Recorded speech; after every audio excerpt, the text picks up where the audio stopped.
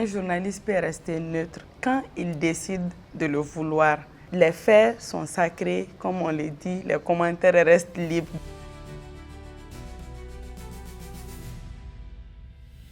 Je pense même que j'ai dû aller au-delà de mes principes par moment pour traiter certains sujets. Avant, par conviction, je me disais non, je ne peux même pas me permettre de parler de telle chose.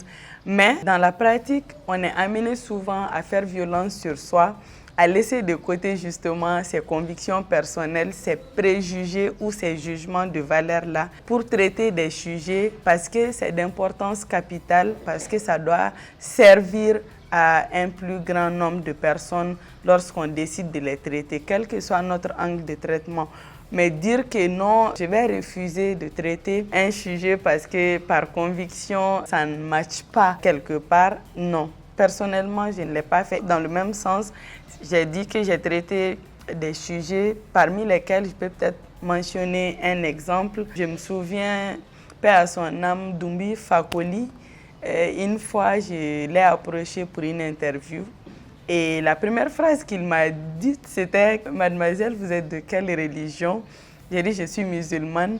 Et il dit « Est-ce que tu es sûre que tu pourras relayer mes propos sans que ça ne t'affecte quelque part, sans que ça ne t'amène des problèmes ?» J'ai dit « Non, chacun est libre selon moi d'avoir ses convictions, d'autant plus que si on parle de religion, chacun est libre de croire en qui il en a envie. » Donc, si je m'en tiens à ça, voilà, ça c'est un exemple quand même qui m'a permis de parler ou de servir de porte-voix à quelque chose qui a quand même été assez problématique au Mali à un moment donné, qui continue d'ailleurs de l'être.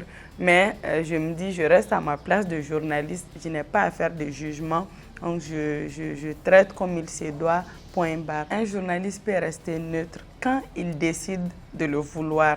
On peut être tenté par mille et une façons, par mille et une choses, mais si on met notre déontologie au centre de notre pratique, si on met les questions éthiques au service de notre pratique quotidienne, ça nous permet de relativiser et de garder la tête sur les épaules en regardant droit, en nous disant non, voilà la bonne manière de faire, voilà ce qu'on m'a appris et je ne dois en aucun cas déroger aux règles fondamentales ou aux principes fondamentaux sur lesquels sont basés le métier de journaliste. Tout simplement parce que la neutralité ne veut pas dire autre chose que de ne pas faire de parti pris. C'est pourquoi j'ai dit ceux-là qui font du parti pris ne peuvent pas tout simplement nous dire qu'ils sont ceux-là qui apportent une plus-value au journalisme pur et dur.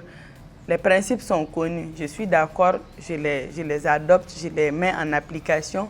Je ne suis pas d'accord, je fais autre chose que du journalisme pur et dur tel qu'on le connaît. Donc la neutralité, ça doit être au centre de nos valeurs, au centre de nos principes, au centre de tout ce que nous entreprenons dans le milieu journalistique.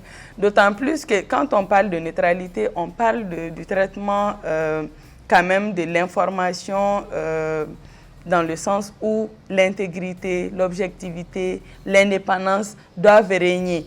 Donc, toi, tu ne peux pas vouloir traiter une information de façon objective et ensuite faire du parti pris. L'objectivité te demande de te départir de tout ce qui a attrait à toi et à tes valeurs personnelles. Donc, les faits sont sacrés, comme on le dit, les commentaires restent libres.